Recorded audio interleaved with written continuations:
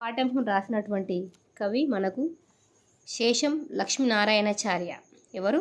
శేషం లక్ష్మీనారాయణాచార్య. అంటే ఇక్కడ చూడండి, సైనిక దినోత్సవము, సైనికులకు వందనము, ఇక్కడ వీరులకు వందనము అని ఇక్కడ అట్టముక్కలు, వాటిని అట్టముక్కలు అంటారు, ఇంగ్లీష్లో ప్లకార్డ్స్ అంటారు.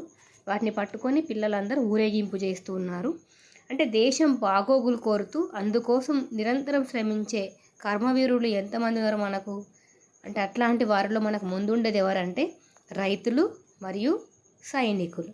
వారిని స్మరించుకుంటూ వారి శ్రమను, గొప్పతనాన్ని తెలియజెప్పడము మనకి ఈ పాఠంలో గొప్ప ఉద్దేశం అన్నమాట. అయితే ఈ పాఠం రాసినటువంటి కవి గారు మనకు శేషం లక్ష్మీనారాయణాచార్య గారు. దేశానికి వెన్నెముక ఎవరమ్మా? రైతు. దేశాన్ని కంటికి రెప్పలా కాపాడే వాళ్ళు ఎవరు అంటే సైనికులు. అంటే వారిద్దరు లేకపోతే దేశ ప్రజలకు తిండి, దేశానికి రక్షణ అనేది ఉండదు. దేశం కోసం వాళ్ళిద్దరూ పడే శ్రమ వర్ణించడానికి ఎన్ని మాటలైనా సరిపోవు, ఎన్ని పాటలైనా కూడా సరిపోవు. అంటే మనకి ఈ పాఠము గేయము అనే అంటే ప్రక్రియతో ఉంటుంది. గేయం అంటే పాట పాడుకోవడానికి వీలుగా ఉండేది అని అర్థము.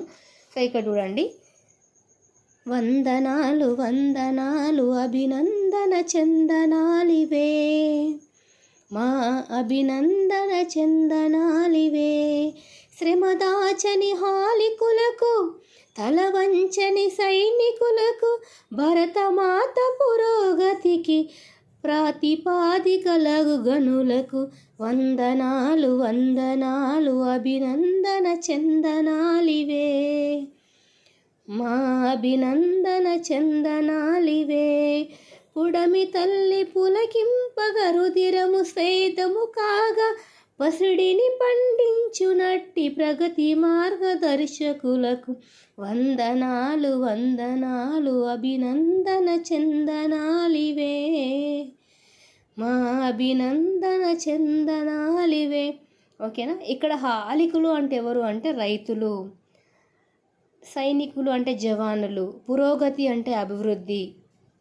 ఇక్కడ పుడమి అంటే భూమి, ధరణి, అవని, పులకింపగా అంటే పులకరించున్నట్లుగా, రుధిరము అంటే వాళ్ళ యొక్క రక్తము చెమటగా మార్చి అంటే భూమిలో బంగారం పండించినటువంటి వాళ్ళు ఎవరంటే రైతులు. వాళ్ళు మనకు మార్గదర్శకులుగా మనం ఇక్కడ చూస్తూ ఉన్నాము. సో వారిద్దరికీ మనకి పాఠ్యాంశంలో ఏం చేస్తున్నాము, వాళ్ళ యొక్క సేవకు గాను మనం అభినందన